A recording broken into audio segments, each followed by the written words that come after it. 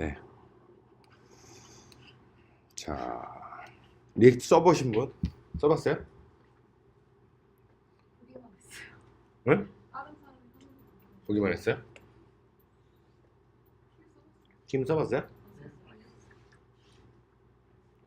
근데 그 채용할 때 리액트 필요하다고 많이 하니까 그런 얘기 많이 들어봤죠. 경험자 우대. 경험자 우대. 맞아요. 경험자 우대. 근데 경험이 없지. 근데 보통 사람들은 국내에서 리액트라는 곳이 많이 늘어나고 있지만 해외에도 많이 있고 그렇긴 한데 뭐 다 신규 서비스만 하는 것도 아니고 레거시를 많이 하니까 그런 프레임워크를 많이 쓸 기회가 별로 없죠.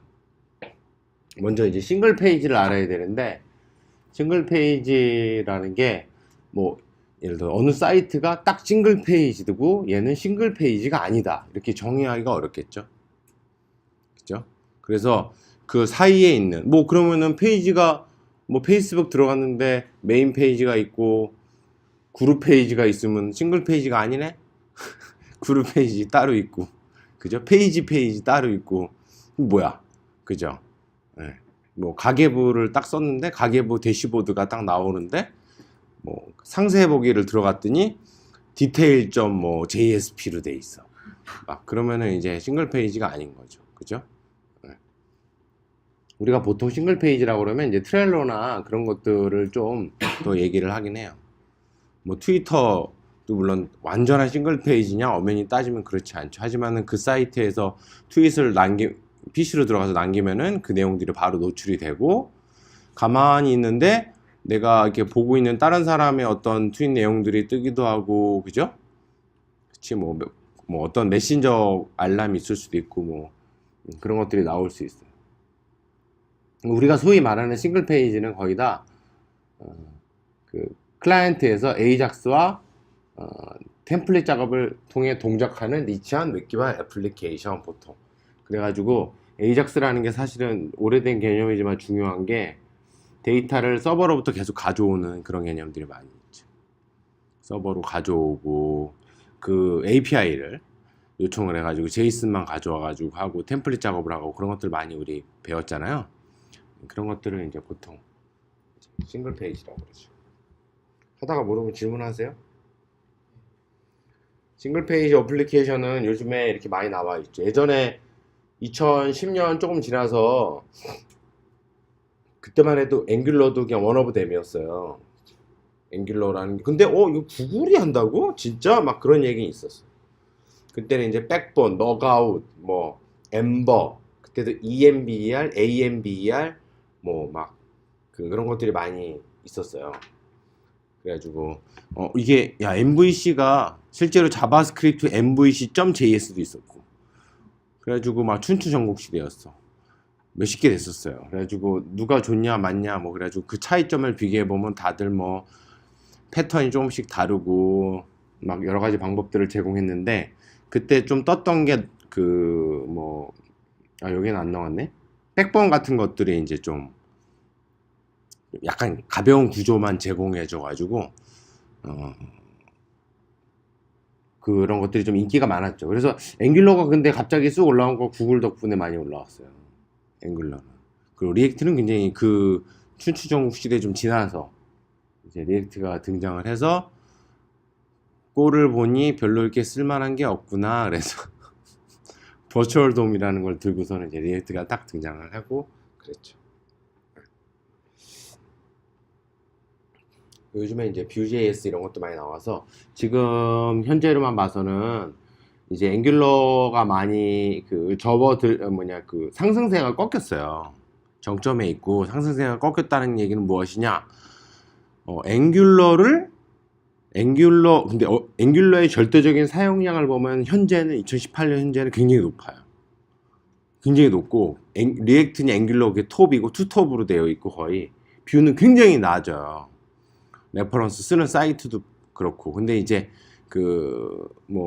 지금 사용률이 굉장히 올라가고 있죠. 그래서 내가 볼 때 2019년 말까지, 즉 내년 말까지는 그냥 리액트랑 뷰가 거의 우리가 이제 많이 업계에서 쓰지 않을까. 그리고 이제 기술들, 최신 기술들이 어디에 빨리 반영되느냐 그런 것들도 볼 수 있는데 아무래도 뷰랑 리액트에서 이제 좀 경쟁적으로 많이 업데이트되고 서로 이제 뭐 부족한 것들을 추가하고 그러면서 둘 다 이제 무거워지는 뚱땡이가 될 확률이 높습니다. 그러면 또 다른 이제 라이트 뷰.js라는 게 나올 수 있지. 야, 우리는 그거보다 훨씬 빠르고 가벼워. 그게 장점이거든. 뉴비들의 장점들은 딱 그거거든. 그런 게 딱 나올 거야. 그러면 이제 비교가 되겠지. 빠를 수밖에 없어. 예외 조건들이 없거든. 그만큼 견고하고 탄탄한 그런 버그 사항들이 누적된 코드가 아니니까 더 빠르겠죠. 그래서 뭐 이거 물론 이게 실제 고민이 이거거든. 나중에 쓸 때는 뭐 모든 지원을 다 지원받아 쓸 거냐, 가볍게 쓸 거냐, 바닐라로 사용할 거냐, 우리가 서비스 만들 때 그런 거거든요. 이거에 대한 걸 고민하는 게 보통 시니어들 그리고 많은 경력자들이 할 수 있겠죠. 개인적인 정답은 조직이나 개인이 잘하는 걸 한다. 왜냐면은 서비스 잘하는 사람, 자기가 잘하는 걸 잘 다루는 걸. 내가 도끼로 가지고 싸움을 잘하는데 칼을 주면은 잘 싸우나? 못 싸우지? 도끼로 싸우니까 좀 그렇긴 한데. 그런 것들이 있고. 근데 이제 어쨌든 만약에 공평하게 선택할 기회가 있다 그러면은 그 서비스에 맞는 게, 그러니까는 뭐 뷰가 가벼우니까 무조건 좋아 이런 건 없거든요. 그래서 프로토타이핑을 빨리 해보는 게 좋아요. 뷰를 가지고 프로토타이핑을 해봐서 뷰에 가장 프로토타입을 할 때 어떤 철학을 가지고 있냐, 뷰가 가지고 있는 대표적인 특징을 가지고 우리 서비스에 딱 적용해야지. 그러니까 뷰의 가장 큰 특징을 경험해보는 거죠, 짧게. 그리고 리액트의 특징을 경험해보고. 그래서 리액트는 뭐 사실은 리덕스라는 걸 붙여가지고 뭐 한 방향으로 처리하고 그래. 야, 근데 앵귤러는 뭐 에이작스 라이브러리건 비동기건 네가 신경 안 써도 돼. 걔네가 주어진 대로 딱 처리하면 돼. 그쵸? 그래? 그러면은 비동기를 포함해가지고 데이터를 주고받는 걸 해가지고 여러 가지 뷰를 만들어 보고 한번 앵귤러를 테스트 해보자. 너무 쉽고 편한 거죠. 해봤더니 뭐 특히나 이제 자바 진영에서 많이 했던 MVC와 같은 그런 패턴들이 되게 곳곳에서 막, 야, 이거는 뭐 거의 백엔드에서 했던 일이랑 똑같네. 그러면서 이제 더 장점을 얻을 수도 있죠. 그러니까 앵귤러가 우리한테 맞는다. 그럼 그렇게 가는 거죠. 사실은 세 개 다 워낙 탄탄해졌기 때문에 뭘 선택해도 상관이 없어. 그렇죠. 근데 비교 자체는 경험하는 상황마다 다르기 때문에 그 비교가 옳고 그름이 없는 거고, 그렇죠. 그 사람은 그 환경에서 더 어울렸겠지. 그럴 수도 있는 거죠. 근데 대체로 앵귤러는 백엔드 개발자들의 견고한 프레임워크와 패턴이 딱 적용이 되어 있기 때문에 백엔드 개발자들이 좀 더 친숙한 느낌을 갖는다고 하고, 그 다음에 이제 그 리액트는 이제 자바스크립트 개발자들이 좀 더 좋아하는 것 같고, 되게 좀 더 요즘엔 다 그를 가고 있지만 한 펑셔널한 느낌의 이제 로직을 가지고 짜는 게 트렌드로 되어 있는데, 그런 철학부터가 약간 좀 그런 쪽에 가깝기도 하고, 리액트가 펑셔널 프로그래밍에 가깝고, 그 다음에 이제 그 뷰라는 본질적인 부분에 가깝고, 그거 처리하는데 그런 것 같고. 또 뷰JS는 그냥 막연한 처음 보았을 때의 느낌은 그 앵귤러의 좀 자식 같은 느낌이 좀 들어요. 앵귤러 자식 같은 느낌이 좀 드는데 앵귤러랑 처리 방식이 약간 비슷한 느낌이 좀 있습니다. 셋 다 이제 중요한 거는 컴포넌트 방식의 최신의 개발 방법을 이제 도입을 하고 있는 거죠. 컴포넌트 방식. 그렇죠? 자, 리액트는 라이브러리입니다. 리액트는 그래서 풀 피처 프레임워크라고 그러지. 모든 기능이 다 들어있는 프레임워크가 아닙니다. 그 프레임워크라는 건 그런 관점이거든. 라이브러리랑 프레임워크를 비교할 때는 프레임워크는 뭐냐, 이게 전체 기능을 다 갖고 있다.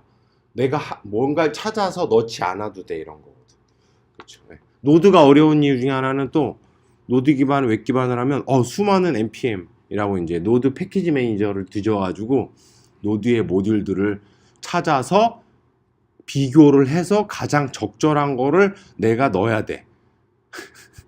근데 그게 장점이죠, 어떻게 보면. 근데 이제 단점일 수 있어요. 선택지를 내가 정해야 되는 그런 어려움. 리액트도 약간 그런 문제가 있습니다. 그래서 비동기 처리를 할 때 어떤 방법을 쓸 거냐, 뭐 axios.js를 쓸 거냐, 아니면 패치를 쓸 거냐, 뭐 아니면 그냥 퓨어한 XHR 통신을 그냥 구현할 거냐, 아니면은 뭐 뭐 프라미스로 해볼 거냐, 어싱커 웨이트를 쓸 거냐, 제너레이트를 쓸 거냐, 막 이런 고민들이 있어. 야, 제너레이트? 아, 그거 좀 어렵지? 그거 좀 멋진데 이 라이브러리 써. 뭐 이런 것도 있고.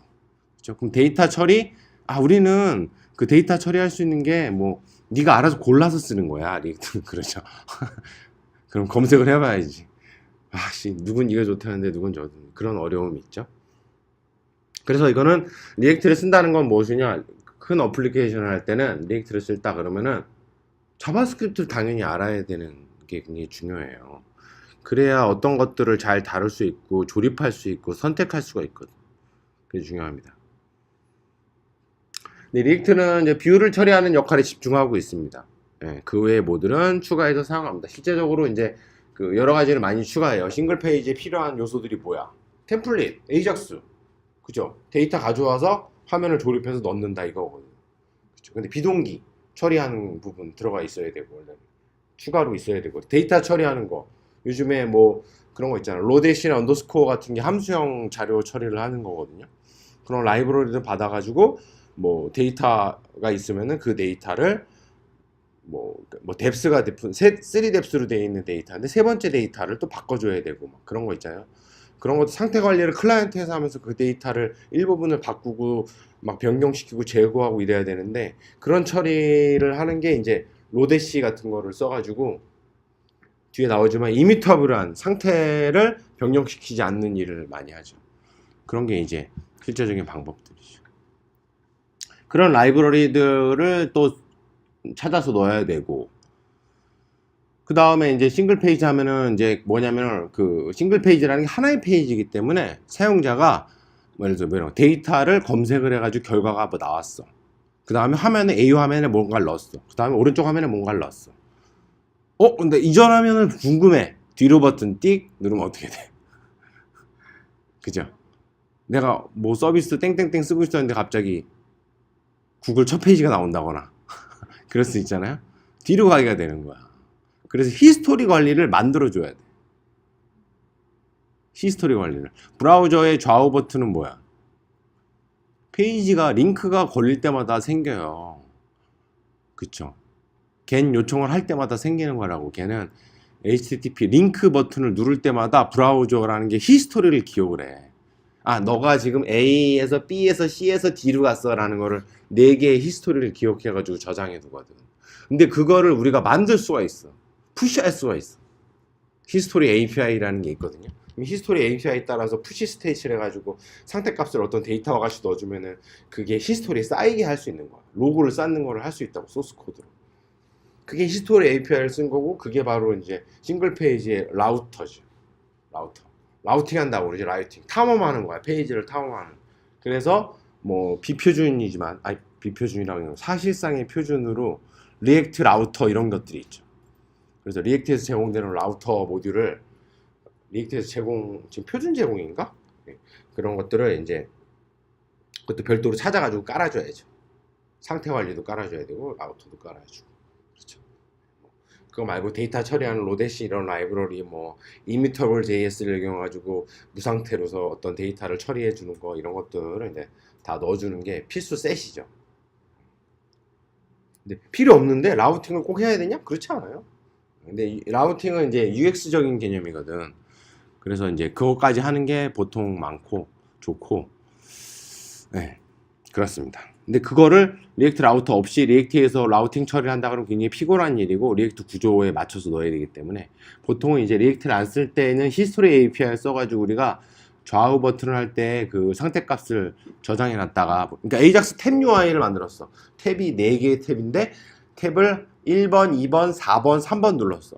뒤로 누르면 2번이 나와야 되잖아. 그렇게 안 된다고. 그죠? 뒤로 이전 페이지가 나오지. 이전 사이트가. 그거 하려면 히스토리 API를 써야 됩니다.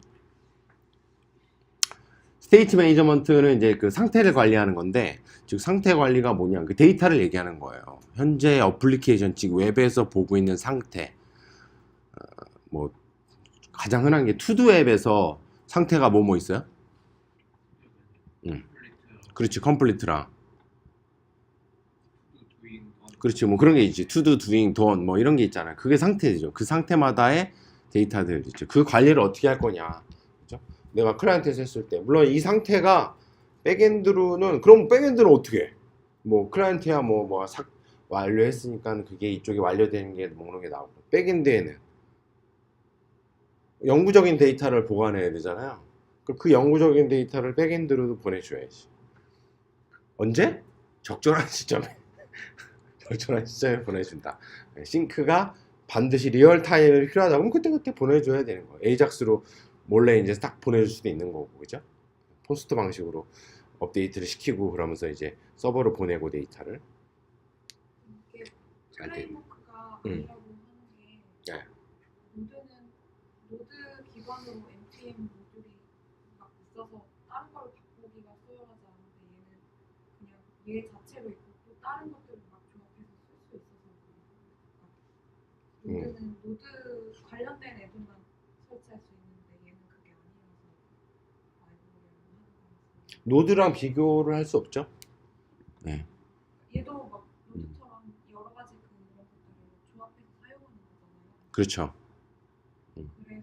그래서 그렇죠. 라이브러리, 그러니까는 프레임워크 성격을 가진 라이브러리죠. 우리가 프레임워크라고 그러면은 전체의 너의 서비스의 구조를 잡아주는 역할이라고 정의할 수도 있어요.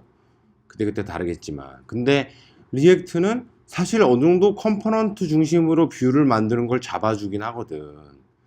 근데 프레임워크라고 하기에는 더 많은 기능을 가진 앵귤러와 같은 거대한 프레임워크가 있기 때문에 얘는 상대적으로 라이브러리다. 실제로 리액트는 리액트 돔 이런 클래스를 가지고 임포트를 해서 가져와서 그 모듈을 통해서 거기에 있는 메소드들을 쓰는 거거든. 리액트 돔, 리액트 진짜 리액트를 보면 되게 짧아요. 그럼 거기에 있는 렌더 메소드를 쓴다거나 거기에서 제공되는 그 다른 메소드를 써가지고 클래스 안에서 이제 그 메소드를 호출해가지고 뭐 쓰고 하는 거거든요. 그런 역할만 딱 보면은 규모가 작은 라이브러리지. 그쵸? 근데 만약에 상태 관리가 들어가서 어떤 그 서비스의 컨트롤러 역할과 무슨 뭐 모델 역할이 있어야 되고 그게 어떻게 데이터가 전달되는지 역할이 뭔지 그러면 프레임워크에 가까운데 리액트 그 자체는 그런 걸 배제하고 있어요. 사실상 같이 쓰죠? 프레임워크는 아니다. 전 개인적으로 그런 게 장점인 것 같아요. 탄생 배경. 이제 너무 설명이 기니까 짧게 해야 되겠다. 근데 사용 방법은 Getting Started와 튜토리얼을 보고 따라하면 돼. 근데 중요한 거는 이게 도대체 뭐가 좋은 거고 왜 나왔는지를 우리가 알고도 가야 돼. 항상. 그런 관점이에요. 어느 설명도. 되게 중요한 얘기. 근데 이거 미리 이런 얘기를 들어도 잘 몰라. 만들어 봐야지. 만들어 보고 거기서 느낀 점을 얘기하고 또 다른 관점으로 서비스를 만드는 리액트를, 그러니까 스터디를 할 때 이 친구랑 나랑 똑같은 걸 만들고 똑같이 비교하면 의미가 없어. 서로 다른 걸 만들고 나는 이런 걸 만들었는데 이런 게 어려움이 있었고 이런 장점이 보이고 이런 단점이 보이더라. 나는 이런 걸 만들었는데 이렇게 얘기를 해야지 서로. 그쵸? 그래서 다른 리액트를 만든 사람들끼리 얘는 어떤 관점으로 그걸 만들었는지 뭘 썼는지를 보고서는 비교를 하는 게 학습 차원에서는 좋죠. 자, 도움 조작은 늘 어렵고 귀찮습니다. 리액트 탄생이 뭐냐? 이게 되게 중요해. 철학이고 그걸 알아야 우리가 리액트의 특징을 잘 이용해서 쓰는 거지. 무턱대고 나 프론트엔드 개발해야지. 자, 리액트 일단 깔고 이걸로 까자 이러면 안 돼요.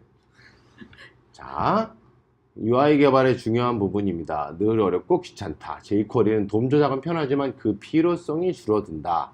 그렇죠. jQuery의 인기는 이제 훅 떨어지고 있죠. 해외에서는. 최근에 2018년 뭐 로드맵인가 거기에도 jQuery가 빠졌다고 그런 엄청난 희소식을. jQuery를 쓰지 말라고 예전부터 내가 넥스트 때부터 그렇게 얘기를 했지만 jQuery를 가르쳐주라고 하는 사람들이 그때도 있었어요. 이제 없어질 거다 이거 그랬었죠. 근데 사실상 레거시가 워낙 많아서 없어질 수가 없고 아직도 그런 사람들 많이 있죠. 뭐 에이전시를 하고 속도가 되게 중요하지 품질보다. 그러면은 당연히 jQuery로 내가 이거 슬라이딩 그냥 뭐 한 5분이면 짜는데 이걸 왜 안 써? 저는 반대하지는 않습니다. 반대하지는 않지만 우리가 직접 하는 서비스 코드라면 과연 맞을까? 그죠? 예. 네. 네이티브로 하는 게 아니고 뭔가를 음. 빌려서 하는 거니까 jQuery랑 똑같은 거 아니에요? 그렇죠. 라이브러리를 쓰냐 안 쓰냐의 문제는 아니에요. jQuery는 라이브러리라서 지금 이제 안 쓰게 되는 게 아니죠. 이제 jQuery의 사용 이유가 떨어지고 있는 거죠. 예를 들어서 jQuery 대 바닐라, 이거는 라이브러리 대 바닐라가 아니고, jQuery는 뭐야? jQuery만의 문법이 너무 강력해. 근데 그걸 많이 쓰면, 그러니까 예를 들어 jQuery에서 뭐 어레이에 있는 메소드들, 포이치 필터 맵, 리듀스, 썸, 에브리 이런 것들을 제공을 했었어. 근데 자바스크립트는 없었어. 근데 ES5에 그게 나왔어. 써야 돼? 물론 그것만 가지고 판단할 수 없지만, 그쵸? 그런 점이 있어요. 그쵸? 그래가지고 그런 메소드가 있어? 그럼 써야 돼. 근데 jQuery로만 몇 년 개발한 사람이 그런 퓨어한 자바스크립트 코드를 짤 줄을 모르게 돼 나중에. 그러니까 jQuery 개발자가 되는 게 대부분이죠. 자바스크립트 개발자가 돼야 되는 건데, 그런 관점에서 이제 필요성이 없어진 거고, jQuery 그거 말고도 jQuery는 뭐 물론 지금도 되게 워낙 잘 짜여진 그 프레임워크라 라이브러리라 좋긴 한데, 뭐 호환성 이슈, 브라우저 호환성 이슈에 대한 코드가 너무 많이 담고 있죠. 어느 버전부터는 뭐 우리 9 이한 지원 안 할래 뭐 이렇게 해서 버전 관련하면서 이제 업그레이드 되고 있지만, 그럼에도 불구하고 이제 그 jQuery가 가지고 있는 장점들이 많이 없어졌죠. 물론 또 다른 브라우저 호환성 이슈가 나오지만, 이제는 트랜스파일링이나 아니면은 이제 폴리필 이런 걸로 대체되고 있는 거고, 그렇게 호환성 이슈 방법이 예전에는 라이브러리에서 다 했죠. 야, 엘리먼트에 노드에 뭐 없지, 포이치 없지, 우리가 있어, 우리 하고. 그쵸. 예. 언제 네가 애드 이벤트 리스너 그런 거 있는지도 몰라. 어떤 사람들은 그냥 온 클릭 뭐 이런 메소드 쓰고 그랬죠. 애니메이트 뭐 이런 건. 근데 지금은 이제 다 바닐라에서, 그러니까 ES5, 6, 7으로 가면서 좋은 기능들이 제공되고 있다고요. 자바스크립트 네이티브 API에서 그런 걸 써가지고 개발하는 거죠. 리액트는 사용할 때 jQuery처럼 뭔가 바닐라에 대한 것들을 계속 사용하면서 쓸 수 있는 거지. 그러니까 jQuery는 그런 바닐라 그런 것들을 몰라도 그냥 간단하게 쓸 수 있어서 그 네이티브한 코드에 대한 학습을 못하게 좀 방해하는 게 있었던 거잖아요, jQuery가. 네, 학습에 방해가 됐다. 뭐 개발하는데 자바스크립트 문법을 까먹게 돼 있겠죠. 근데 UI 개발하는 거는 이제 까먹는 건 아니지만. 예? 리액트는 그런 건 없는 거예요. 그러니까 이게 리액트도 그런 게 없다고 말을 할 수 없어요. 왜냐? 일단 도움 API, 브라우저에서 제공되는 도움 API를 알 수가 없어. 쓸 일이 없어, 이걸 쓰면. 예를 들어서 append child, create element라서 create 텍스트를 한 다음에 append child로 넣어서 그 다음에 브라우저에 그런 과정이 넣는다. append child. 이런 게 없어요. insert before 뭐 이런 걸 쓰는 게 없죠. 그 도움 조작 자체가 굉장히 느리고 번거로운 일인데, 개발자의 생산성은 줄여주는 거죠. 근데 얘네 철학은 그러면 뭐냐? 그런 거 알아야 되는 거 아니야? 그렇지 않다는 거지. 너는 요즘에는, 그러니까 잘 봐봐. 얘가 싱글 페이지 어플리케이션이야. 그럼 뭐가 중요하냐면 비즈니스 로직이 중요해. 컴포넌트 구조를 어떻게 만들고, 컴포넌트가 관계를 어떻게 맺고, 데이터 흐름은 어떻게 처리해야 되지? 만약에 스테이트 매니지먼트를 할 때, 그때는 모델과 어떻게 어떤 아키텍처를 가지고 서로 만들어야 돼. 이거에 초점을 가지라는 거지. 너가 li 태그 중간에 세 번째에다가 하나를 넣을 때 insert before 써가지고 쓰는 걸 하지 마라는 거예요. 그런 거 신경 쓰지 말라는 철학이 있는 거죠. 그렇죠? 짜친 건 내가 할게, 이런 거죠.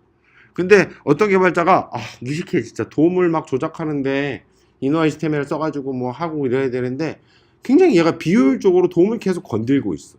그런 실수를 할 확률이 높아요, 도움 API는. 워낙 그 방법들이 많기 때문에. 좀만 봐도 그 정도잖아. 더 많이 있거든. 근데 얘한테 맡기면은 그러니까 UI 개발에서 성능에 가장 영향을 미칠 수 있는 잘못된 코드를 만들 수 있는 패턴 중에 하나가 도움 API인데, 그거에 대한 실수를 줄일 수 있어. 얘가 처리해 주니까. 그렇죠. 그런 게 있습니다. 그런 철학이 있습니다. 그래서 이제 또 다른 중요한 관점, 컴포넌트 단위의 개발을 통한 효율성인데, 컴포넌트 단위가 뭐죠? 컴포넌트.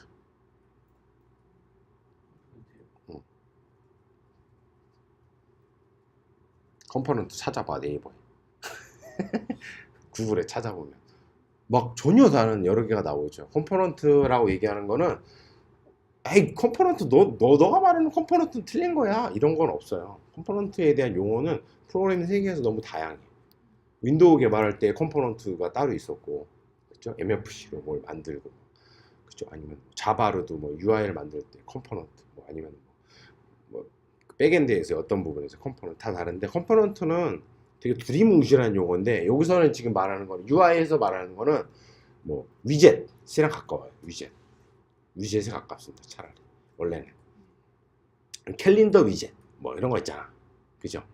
그런 식으로 위젯이라는 용어도 잘 안 쓰죠 요즘에. 뭐 캘린더, 뭐 차트, 아니면 뭐 검색 박스, 그죠? 이런 것들, 페이지 내비게이션 하는 거, 뭐 이런 것들, 그리고 탭 관련된 거, 그죠? 슬라이딩 이런 게 다 일종의 컴포넌트라고 할 수 있어. 근데 리액트의 컴포넌트는 그렇지 않아. 쪼개라고 그래. 컴포넌트 구조를 하이러키한 계층적인 구조를 만들어 가지고 쭉 내려줘 가지고 컴포넌트를 만들어. 걱정하지 마. 많은 거를 뎁스 있게 쭉 만들어. 그러면 우리가 야 도대체 뷰 역할을 하는 컴포넌트를 이 페이지 한 페이지에 50개 만들면은 뷰끼리의 통호시는 도대체 누가 책임지고 어떻게 되는데 라는 문제가 있죠. 쪼개는 건 좋아. 쪼갰을 때의 장점이 뭐예요? 그렇죠. 재사용성이 좋아요. 되게 리유저블한 환경을 만들 수가 있어. 다시 쓸 수 있는. 그러면 이거 이거 내가 만들었었는데 또 쓸 수 있겠다. 또 만들고 그러거든. 그걸 가져다가 쓰고 컴포넌트를. 왜냐하면 잘게 쪼갰기 때문에 쓸 확률이 매우 높아져요. 큰 덩어리는 디펜던시가 생기는 거거든. 그 서비스 어떤 영역. 근데 그게 가능해? 그럼 데이터 흐름은 어떻게 해야 되는데? 예를 들어서 여기서 선택된 것들이 그 아래에 전달되고 거기서 또 아래로 전달되고 막 이런 게 있을 수 있거든. 그 뒤에 나오면 이런 거지, 이런 거, 이런 그림을 이거 인터넷에 이제 검색을 구글 검색하면 나오는 그림이에요. 그러면은 얘가 뭐냐면은 이 여기 예를 들어서 이 프로덕트 테이블이라는 게 있는데 뭐 그냥 하나로 만들면 될 것 같은데 라고 하지 않지. 이 아래 보면은 이렇게 영역이 나눠지고 그 아래에 스포츠 상품이랑 전기 상품이구나, 전자제품 그래가지고 나눠진 게 이렇게 있는데 이거 다 컴포넌트로 만든 거예요. 그럼 눈에 보이는 되게 쉬워. 눈에 보이는 거 기준으로 의미, 시멘틱한 걸 찾아가지고 이거 검색 박스 컴포넌트 하나 만들면 되겠네. 서치바. 그 안에 그 아래 또 만들지. 이게 HTML 구조 짜는 거랑 똑같죠. 그러니까 UI에 되게 프렌들리한 거야 이게.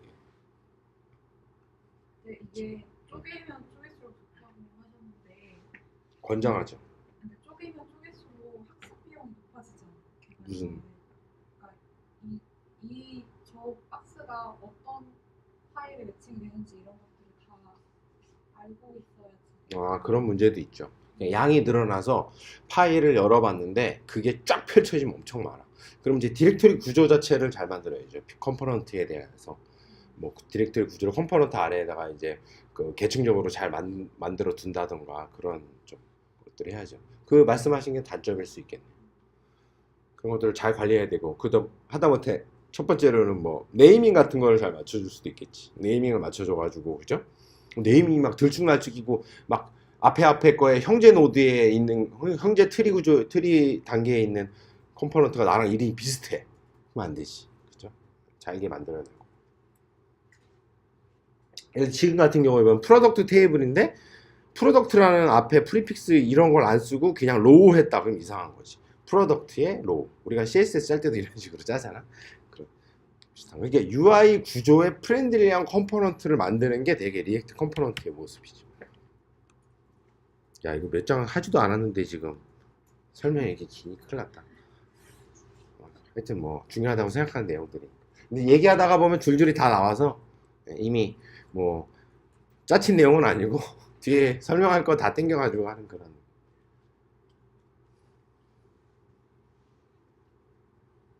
강의를 하도 오랜만에 하니까 어색해 지금. 이렇게 하니까 처음 듣죠? 미안합니다. 온라인에서만 만나는 오프라인에서 만나는 느낌이야. 네. 제사형. 이건 너무 웃지 말고. 근데 말을 평소보다 좀 빨리 하고 있습니다. 네, 넘어갑시다. 근데 요거 스테이츠 스토어나 모델 같은 용어예요. 우리가 모델을 얘기한다고 그러고 MVC에서 모델이고 스토어인데 리액트는 또 스테이츠라는 걸 많이 쓰거든요. 그게 이제 하나의 오히려 스테이츠보다는 스토어라고 그러지. 그래서 여러 개 하나 또는 여러 개의 스토어에 그 데이터를 보관해 두고 그걸 이제 사실은 뷰 단에 있는 컴포넌트에서 좀 분리해라라는 게 이제 기본적인 건데 그렇다고 리액트 컴포넌트들이 아까 나와 있던 그 네모 박스에 있는 컴포넌트들이 왜 우리 개발할 때도 그랬잖아. 그 컴포넌트만 가지고 있는 상태. 그치? 그거는 리액트도 똑같아요. 그러면 그 클래스, 그 컴포넌트에만 속해 있는 지역 변수라고 할게. 그러니까 지역 변수에다가 상태 값을 넣어놓는 거지. 똑같이 개발하는 거야. 모든 걸 전용 공간에 두는 순간 그거는 좋은 방법은 아니에요. 제 생각도 그래요. 그래서 뭐 리액트 서비스를 만들 때 어떤 사람들은 뭐 야 데이터는 다 빼 그냥 뭐 그럴 수도 있는데 그럴 필요가 없어. 그럼 더 많은 데이터를 관리하고 굳이 몇 군데 컴포넌트만 쓰는 건데 그거를 다 이렇게 스토어에 따로 관리할 필요가 없는 거예요. 좀 더 확장해서 얘기해 보면은 이 스테이지 매니저먼트가 과연 필요한가? 그렇지 않을 수 있어요.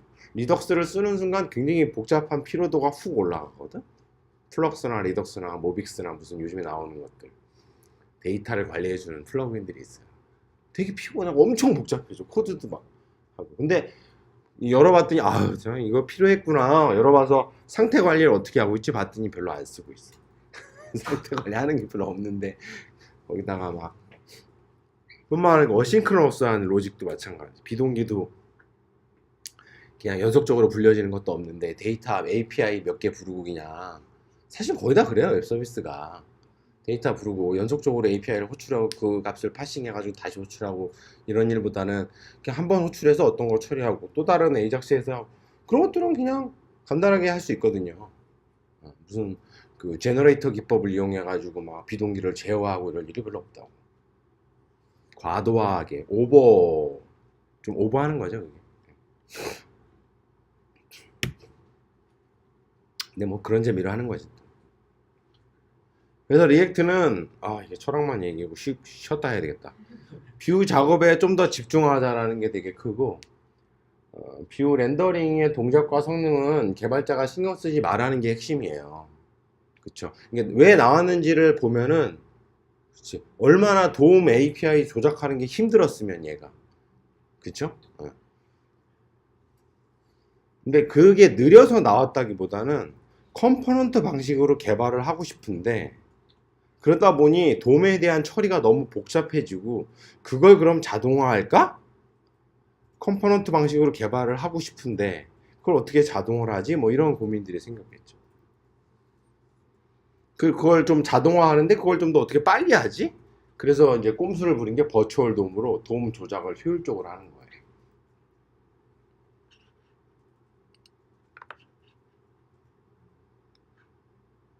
짜잔, 그림이 나오네요. 그쵸? 모델이 있고 데이터예요.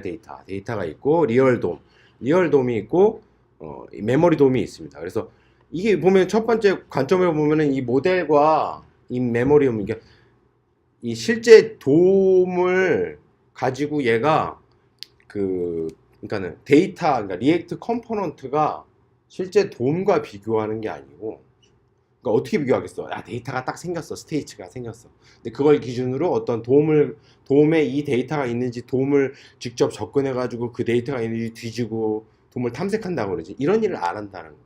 1차적으로 중간 레벨에 한 계층을 더 넣어서 메모리 공간에 그 리액트 객체야 그냥 객체에다가 트리 구조를 만드는 거지. 우리 옛날에 파서 만들었잖아. 그때 그런 식으로 만드는 거야. 계층 구조를 만들어서 돔이 있고 얘 노드림이 뭐고 막 이런 식으로 만드는 거야. 걔랑 비교하니까 메모리 간의 비교가 되게 훨씬 빠르거든. 돔도 사실은 객체거든. 근데 그게 훨씬 더 크고 복잡한 커다란 객체라 그 전에 이제 가벼운 거기에 맞는 그 돔 부분만 따로 얘가 가지고 있는 것들을 가상 돔으로 가지고 있고 그거를 비교를 해가지고 되게 빨리 성능 개선을 그래서 이 부분이 그래서 최종 결정을 하는 거지. 내가 지금 변경된 상태가 가상돔이랑 비교를 했더니 이런 부분이 좀 바뀌었어. 그런 거죠. 그래? 그러면은 어떻게 할까? 그래서 제가 고민을 해서 그게 알고리즘이에요. 그래서 이제 야, 세 번째만 바꿔주면 돼. 세 번째만 딱 찾아서 돔을 싹 바꿔주는 그런 거죠. 그런 식으로 할 수 있습니다.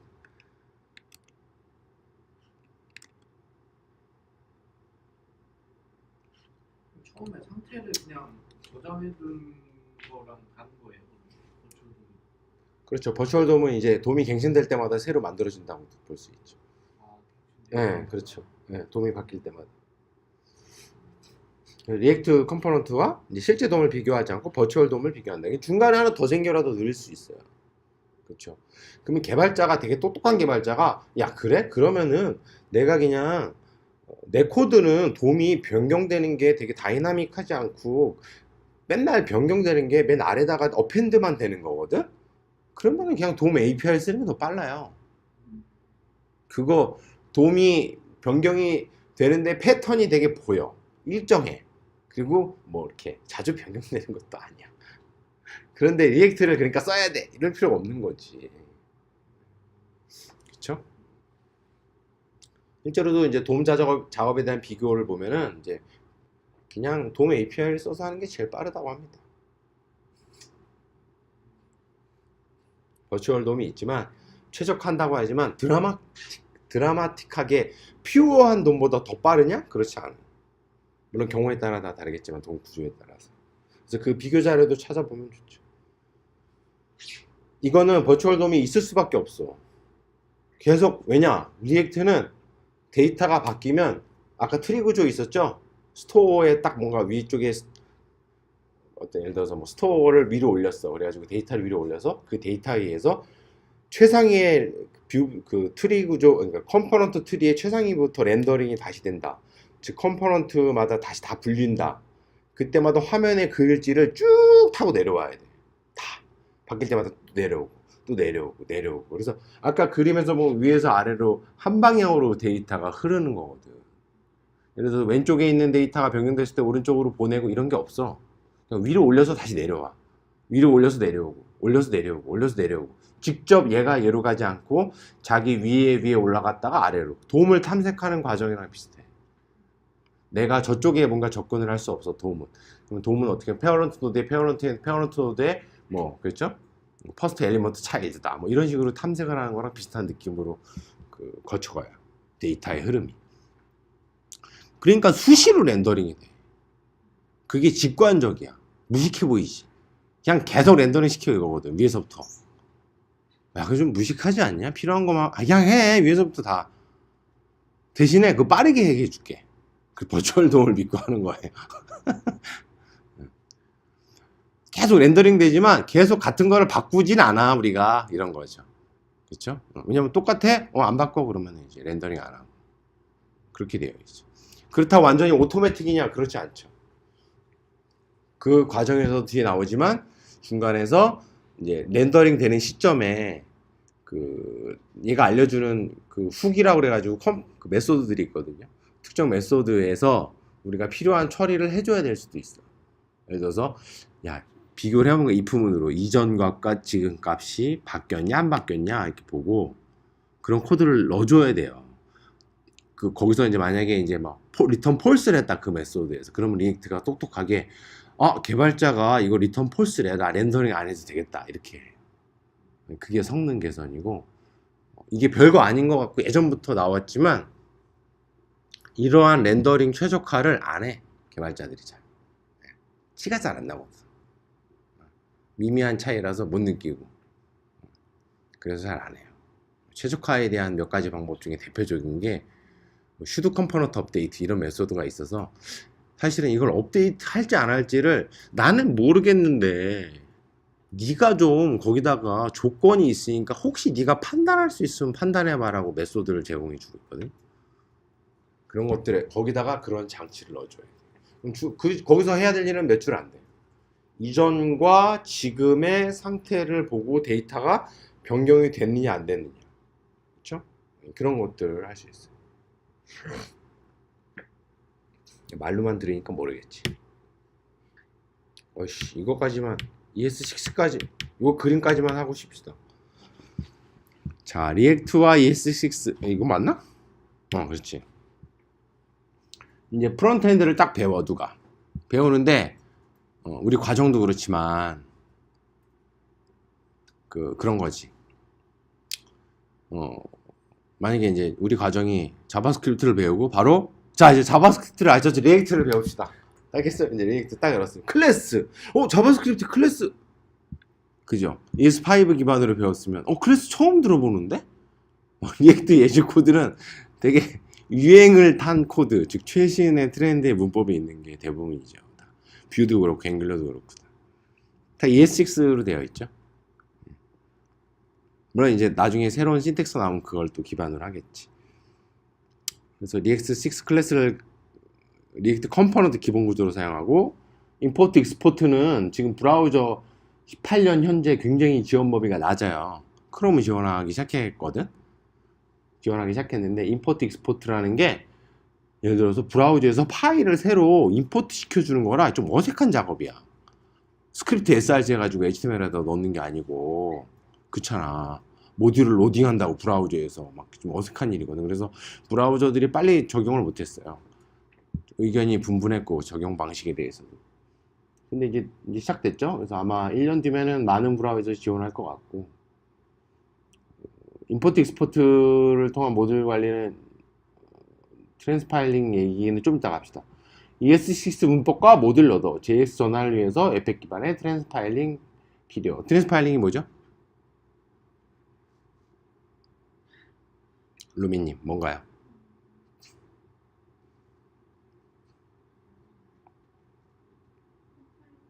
컴파일? 트랜스파일링 변경시켜주는 거지. 그쵸? 소스 코드를 뭐 바이너리 코드로 바꾸는 그런 컴파일 과정이 아니고 얘는 해석을 하는데 이제 소스 코드를 뒤집어 엎는 거죠. 네. 신텍스를 변경시킨다 라고 생각하면 신텍스를 어떻게 해? 이렇게 짜면은 실제로는 표준이 아니거든. 표준 문법으로 바꿔줄게 그런 거죠. 그런 거 만들 수 있잖아. 예를 들어서 그죠? 포문의 브레이스가 귀찮았어. 야, 포문은 그냥 스페이스 공백 한 줄 만나기 전까지 그냥 짜면 포문이라고 하자. 그걸 만들어서 트랜스파일링을 돌려서 파싱을 해서 어떻게 하겠어?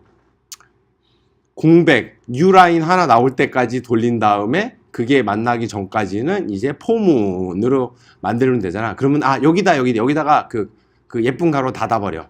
그래서 이제 브라우저가 해석 가능한 코드를 넣을 수 있지. 그게 트랜스파일링이죠. 그죠? 어로우 함수를 펑션으로 바꿔주는. 그래서 어로우 함수가 지원되지 않는 오페라에서 예를 들어서 동작되게. 그죠? i9에서도 동작되게. 이게 이제 트랜스파일링 과정이죠. 타입스크립트라는 게 있는데, 이제 자바스크립트의 슈퍼셋이라고 그래가지고 더 많은 기능을 제공하는데, 그것도 이제 트랜스파일링이 필요하고. 질문 하나. 네. 임포트 할 때. 네, 임포트. 거기 헬퍼 제가 네, 헬퍼 만들었어. 네. 만들었어. 디스트럭처링으로 일부 기능 함수만 빼올 수 있잖아요. 네. 그러면은 그게 최적화가 돼서 그 함수만 거기 그거는 이제 웹팩의 버전에 따라 다른 것 같아요. 지금 웹팩에서 그거 뭐라 그러지? 그 부분 로딩을 해줄 수 있는 기능들이 있어요. 그래서 그게 되는지를 봐야 돼요. 그 설정을 좀 해줘야 돼. 보면 웹팩의 가이드 보면은 그게 있어요. 그렇죠. 뭐라 그러지? 하여튼 웹팩에 보면 있습니다. 그래서 웹팩의 장점 중에 하나가 요즘에 그게 생겼죠. 그래서 필요 없는 거, 그리고 예를 들어 중복 스크립트 로딩을 해도 걔가 중복해서 들어올 수도 있잖아요. 그쵸. 그걸 하나로 되고, 예를 들어서 아무 생각 없이 짰는데 웹팩이 봤더니 얘랑 공통점이 있네? 그럼 그걸 공통으로 분리를 시키고 하나로 파일로 따로 빼. 막 그런 식으로도 제공해줘. 기가 막히죠? 네. 그게 굉장히 강력한 기능이에요. 찾아보면 있어. 근데 그거는 이제 저도 해봐야 될 것 같네요. 봐야 돼. 실제로 그래서 그 부분만 걔가 똑똑하게 가져와서 하느냐. 처음에는 안 그랬거든요. 근데 요즘에는 이제 그런 부분 로딩들이 다 되죠. 그게 무게 번들이라고 그러는데, 최종적으로 이게 그 엔트리 포인트를 진입점을 통해 가지고 여러 파일들이 쫙 임포트, 그러니까 싱글 페이지는 하나의 페이지라서 자바스크립트 하나로 시작한단 말이야 원래는. 하나 여러 포인트를 만들 수도 있지만 하나 포인트에서 걔가 얘를 부르고 얘는 얘를 부르고 그 디펜던시 트리가 생기는 거거든. 디펜던시 트리가 생기는 거예요. 그걸 다 분석을 해가지고 하나의 JS로 만드는 거예요. 번들로. 그쵸. 근데 그게 너무 커. 보니까 막 중복이고 막 최적화가 안 돼 있어. 근데 요즘에는 그걸 똑똑하게 좀 더 개선하고 있는 것 같아. 계속. 그거 이제 번들 파일을 열어봐야 되겠죠. 예를 들어서 아씨 내가 메소드 3개만 갖고 왔는데 임포트로 그지? 딴 것도 있는 거 아니야? 그럴 수 있죠, 그죠? 근데 그게 되면 그런 식으로 이제 필요한 함수만 딕스트럭칭 해가지고 가져오는 게 좋은 방법이겠네요.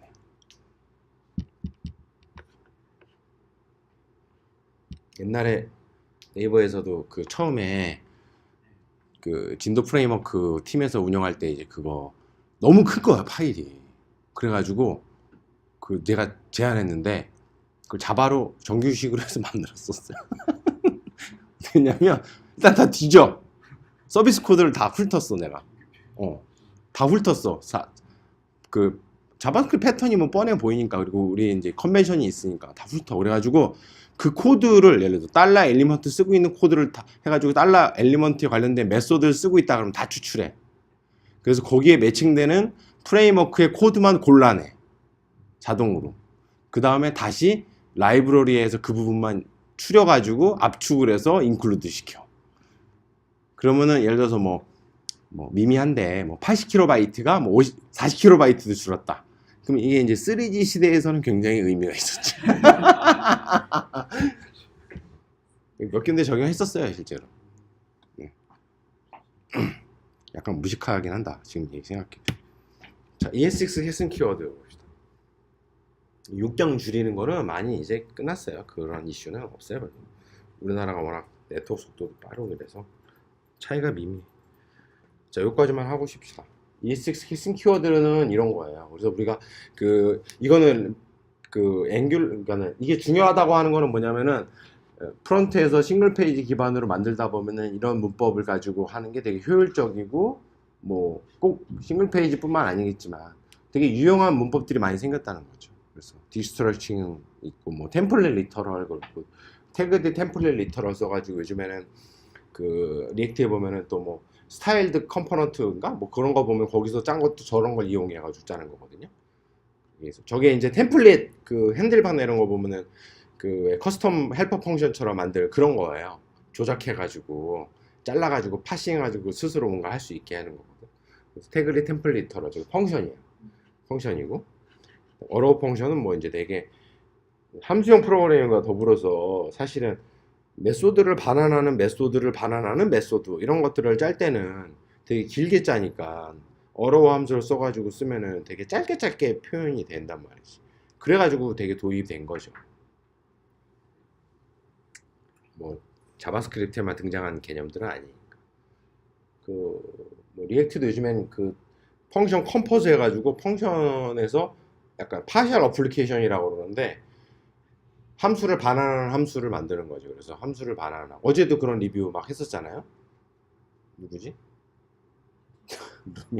이렇게 가로를 열고 뭐 이렇게 하나 한 다음에 포스트 제이슨 하고 그 다음에 이렇게 하는 그런 식으로도 짤 수 있는 거죠 요즘에는. 그게 이제 파셜 어플리케이션 같은 거예요. 쿼리는 좀 쿼링을 한다는 건 좀 다른 건데 쿼링은 이제 인자 하나만 받는 함수의 연속적인 체인이거든. 그런 느낌이라 좀 근데 어쨌든 뭐 쿼링이나 파셜 어플리케이션이나 함수형 프로그래밍 언어 보면은 뭐 어떤 거는 막 어디지 뭐 하여튼 막 뭐 섞어서 스칼라인가 뭐 섞어서 얘기하고 막 그렇기도 하는데 어쨌든 그렇게 펑션에서 펑션을 계속 연속적으로 불러주면서 이렇게 펑션 모듈을 잘게 나누고 그렇죠? 해야 될 일들을 잘게 쪼개고 펑션 단위로 쪼개서 연속적으로 불리는 그런 일들을 얘도 똑같이 하고 있어요. 리액트도 컴포넌트를 부를 때도 그런 식으로 예를 들어서 뭐 비동기 작업을 하는 패치라고 그래요. 패치 API라는 게 있거든. 프라미스 기반으로 AJAX를 가져온 패치 API를 하는데 그게 너무 유용해. 유틸리티야. 어떻게 써? 유틸리티에 넣어놓고서는 오브젝트 리턴을 해가지고 써야지 이럴 수도 있지만 그쵸.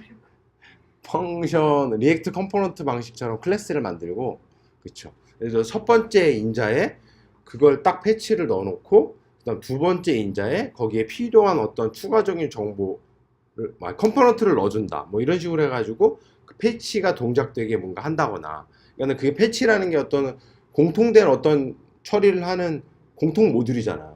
근데 그걸 컴포넌트 기반으로 빼고 펑셔널 프로그램 같은 걸로 묶어서 할 수가 있어. 그런 예제는 나중에 기회 되면 알려드릴게요.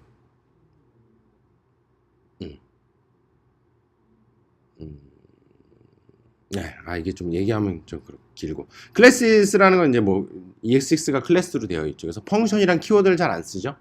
클래스하고 모듈, 임포트, 익스포트 이렇게 하고 모듈 기반으로 다 로딩이 되어 있죠. 그래서 일단 모듈이라는 게 굉장히 중요한데 모든 게 모듈이에요. 웹팩을 해봤으니까 알 거야. 오, 놀랍지 않아요? CSS도 모듈로 딱 가져올 수 있고, 그렇죠? 그래서 로더 웹팩에 제공되는 기능인데 아직은 뭐 CSS를 뭐 임포트로 가져오는 게 표준으로 생길 확률은 적어. 근데 그게 이제 웹팩을 쓰면은 그게 다 지금 되고 있죠. 이건 리액트 컴포넌트 구조가 이렇게 되어 있다. 계층을 이룬다는 게 중요해요. 그리고 화살표 방향 보이죠? 한 방향으로 데이터가 흐른다라는 거를 알 수가 있습니다. 5분간 쉬었다가 합시다. 15분에 합시다.